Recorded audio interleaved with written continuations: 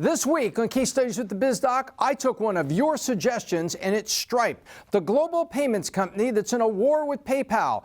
Where did they come from? Where are they going? And how did they get to a $10 billion valuation? I'm going to tell you. Stripe, the global payments company that seemingly has come out of nowhere. But actually, they're about 8 years old.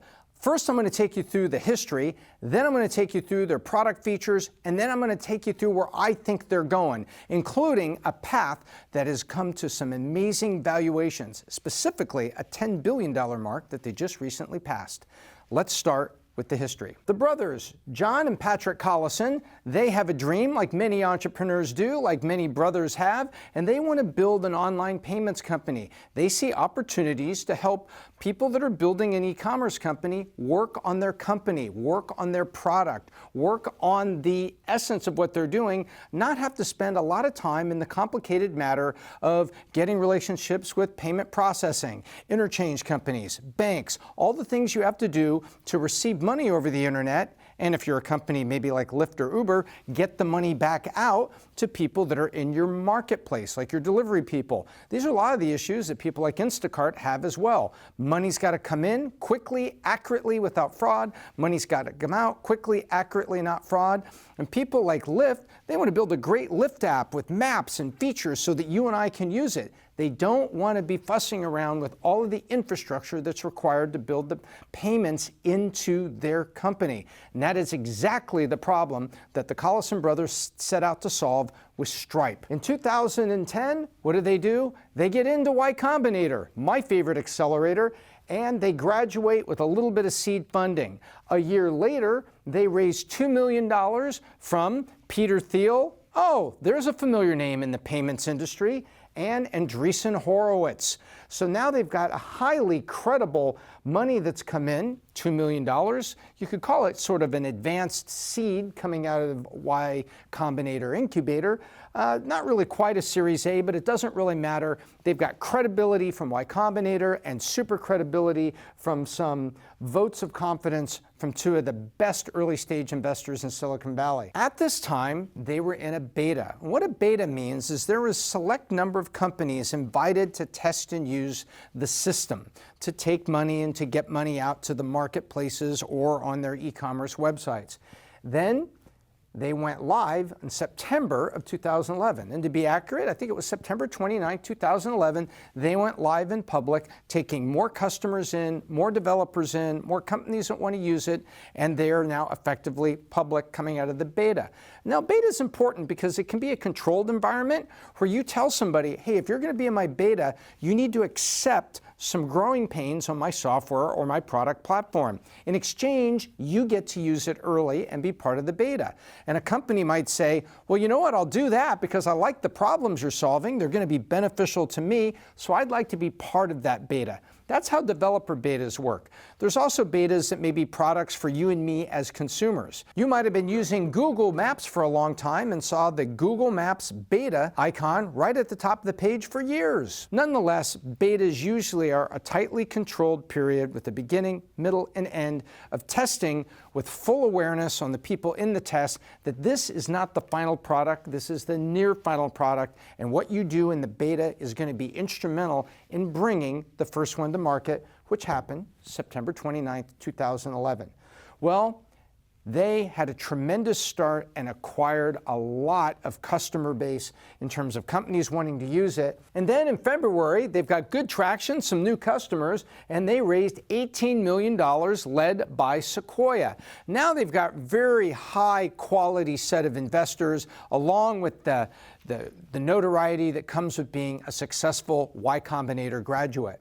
In short order there, just a few months, they add another $20 million, Sequoia participating again, and this time General Catalyst and Amex Ventures. That's right, Amex Ventures. That's American Express Ventures, which is sometimes referred to as corporate venture capital. When an established company like American Express, whose primary business is not investing, sets aside a fund and makes investments in it that are going to bring new technology or products or services to American Express.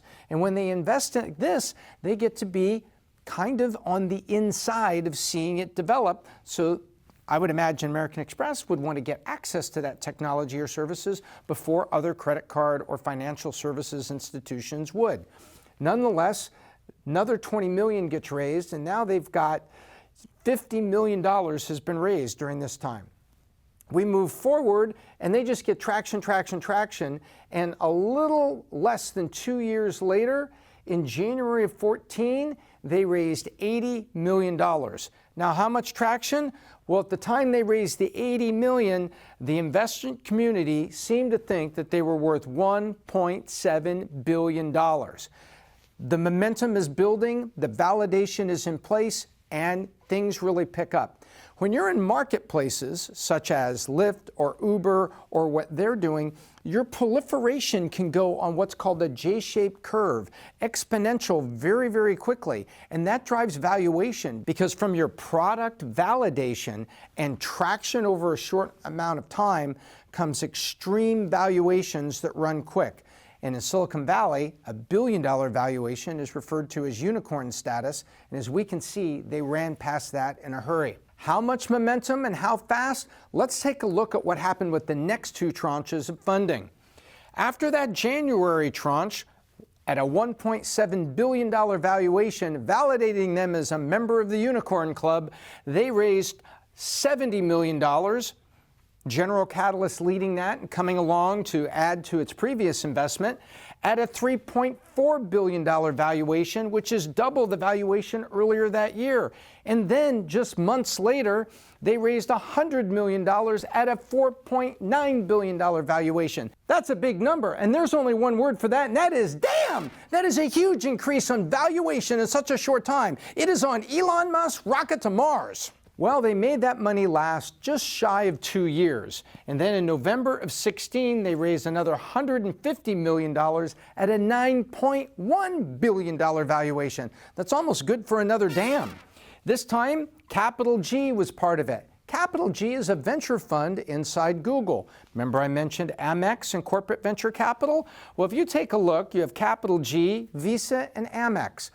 Strategic investors were now in the boat along with traditional venture investors. What's the difference? A strategic investor is usually referred to as a company not normally in the financial business, but for whom your product or service is strategic to their vision for the future. In other words, venture capital investors are providing venture funding, startup funding in tranches to startups to grow forward for a financial return. When you get Amex and Visa and Google involved, there's a financial return as well because they're carefully managing their CVC fund, corporate venture capital fund, I mentioned a minute ago, but they're also looking for strategic value to be brought to them in services that they can get a hold of and make their own product better.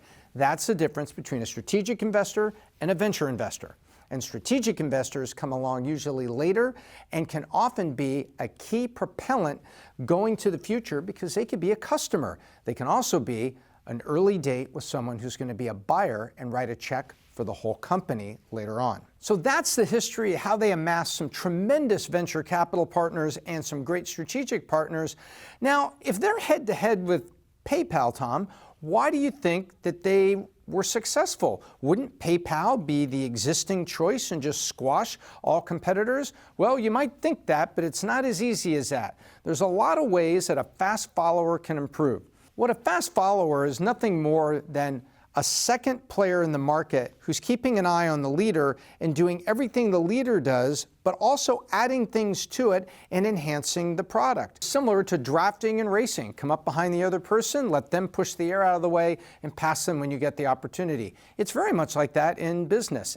In other words, if you watch PayPal go through and you see things that were issues for PayPal, maybe data leakage, fraud, and things like that, and you say, aha, if I build something similar to them, I better address those issues very successfully so I can say, well, I'm better than PayPal because of these things that have just happened. I'm going to talk about the things that I think differentiated them. because there's nuances to it that add up to be a big difference. If you just put the rates and fees side by side, PayPal and Stripe are charging companies to use their service really very similar rates. There's differences on international. PayPal may do this, Stripe may not. There are minor differences there. But for the core markets and the core fees, you go right down it, it's very, very similar. One of the things that Stripe did to set them apart is they said, we want to be developer-centric. Well, what does that mean?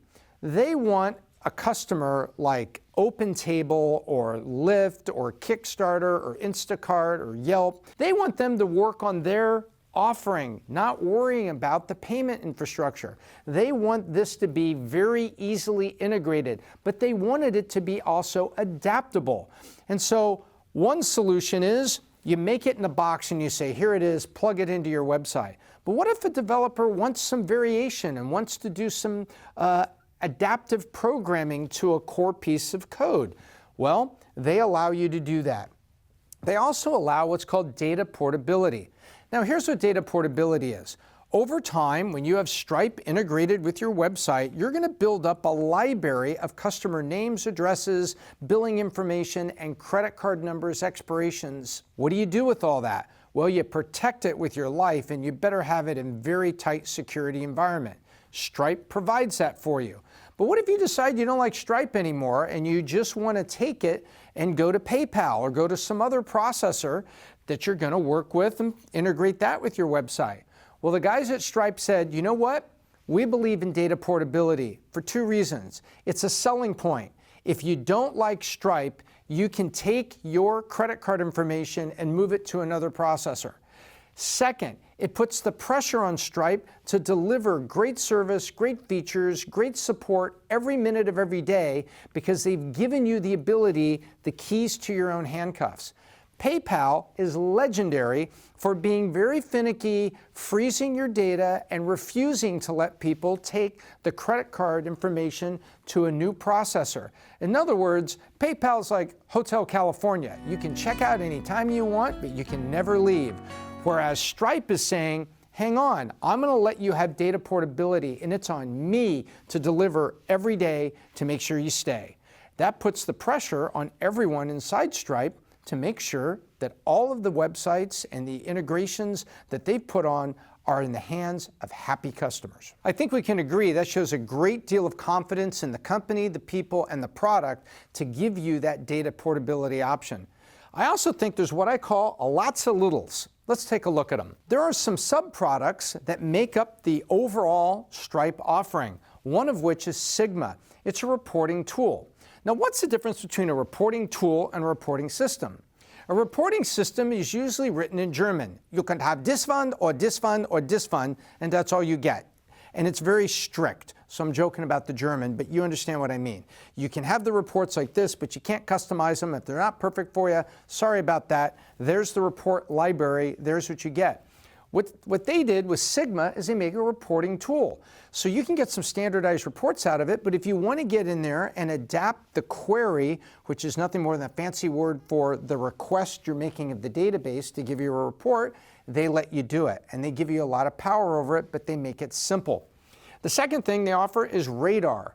It's a fraud confirmation and validation tool. Now that's critical in the modern world we live in, so this is key to a small company maybe making a marketplace online and they don't have time to deal with the fraud. They have to choose a partner that's going to keep it tight, because if customer confidence in what if you're Lyft and customer confidence blows up the first year you're there because of credit card concerns? Guess what? You're done. People like you and me are going to say, hey, I heard about that. I don't know if I trust those guys. Well, it all has to be there. Radar is that product to provide an iron-fisted response to fraud and give you great controls for confidence in your business by your bank and confidence in business by the customers that are using it. Then we come to Atlas. It's a company in a box with e-commerce end-to-end built in. What is it about? Well, what if you took one of those services that helps you create your company? Hey, in 5 minutes you can create an LLC or this. Well, that's kind of straightforward, but you need it to be for an e-commerce company. Well, what if you had a lawyer that's already set up to do that, right next to all the data integration and all the tool sets you need to add e-commerce to your site. That's what Atlas is. Company creation, banking agreements, everything you need, along with the powerful Stripe product to offer payments and be able to pay the vendors, yet just like an Instacart, receiving money from a consumer who buys the groceries and paying the driver that delivers the grocery. That's a marketplace. Being able to put that technology into Instacart to build the marketplace and all the corporate formation documents that an Instacart would need. That's Atlas. Everything in one place. So if you have a dream idea of how to build an e-commerce system or a marketplace like that, Stripe becomes the one place that you can go to that also gives you powerful reporting options, powerful fraud protection, and a developer-centric model so that you can adapt it a little bit to what your vision for your company is, but it's still easy enough that the original vision that the Collison brothers set, which is build your company, build your product, and we will help you make all of the e-commerce integration easier. Don't spend the time on that. Spend the time on your vision for Instacart or whatever it is that you're building. In addition to Atlas, just recently, like weeks ago, they announced Stripe is also going to offer cards.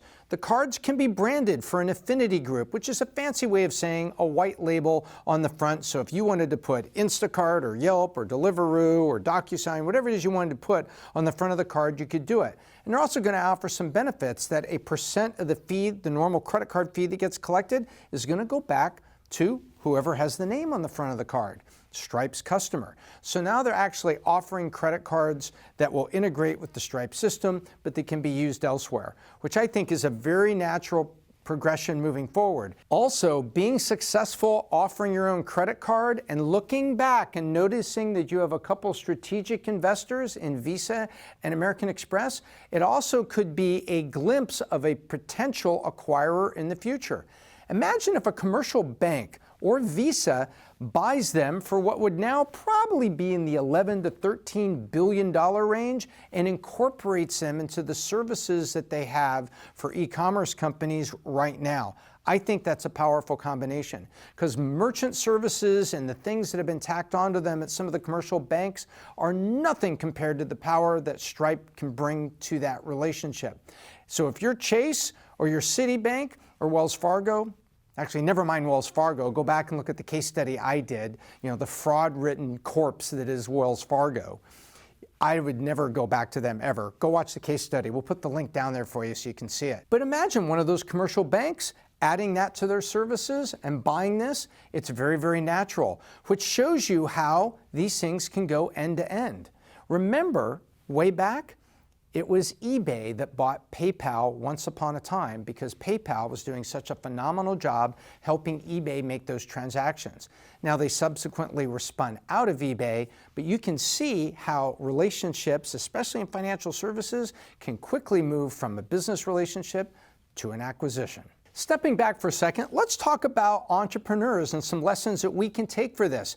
I mean, what can you learn from this? As I like to say, if you're running a t-shirt company in Berlin, a jelly company in Belarus, or you're making furniture in Indianapolis, Indiana, what can you learn for this? Well, you don't always have to be first. Sometimes being second and picking something that you're going to focus on.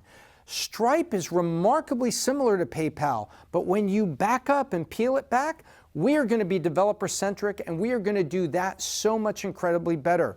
We are going to give you a reporting tool. That will be better. And so a lot of littles with a core promise sometimes is what you can do to compete with someone who's established in the market. Think about pizza. How many pizza places are in the average city? Lots of them. There's the big ones, the national chains we know about, and I'm not going to give them any love by mentioning them, but then there's the mom and pops that maybe do this just a little bit better, that deliver just a little bit quicker, or maybe they have a loyalty program that's just a little bit better. There are little things that you can do to have a lot of littles that add up when your company may be substantially similar. Remember, just because it's done already doesn't mean you can't be a fast follower. And it doesn't take a technological leap to be that fast follower. And I believe that Stripe, even though it got going years after PayPal, and on the paper, if you just compared the rates right now, you say, well, these are very, very similar. I think these little advantages all add up to make a clear choice in that if you're going to build a new marketplace or you're going to build e-commerce in, it would be Stripe. That's what I think about Stripe, but what do you think? Leave some comments below and tell me what you think about this case study, and also let me know who you'd like to see me cover in a case study in the upcoming weeks. I listen to you and I take suggestions. Stripe came from you. You can also find me on social media. On Facebook and Twitter, I'm Tom Ellsworth, and on Instagram, I'm Ellsworth.Thomas. Remember, we're on a mission to 1 million subscribers, so please subscribe to Valuetainment, because when we get there, it will be the first annual Valuetainment Entrepreneur Conference, featuring Patrick Bet-David, for once I'm taller than him, yours truly, the Biz Doc, and other leaders that will make you better, your company better, and the people you touch better still. Until then, I'm Tom Ellsworth, the Biz Doc, and I hope I left you better than I found you.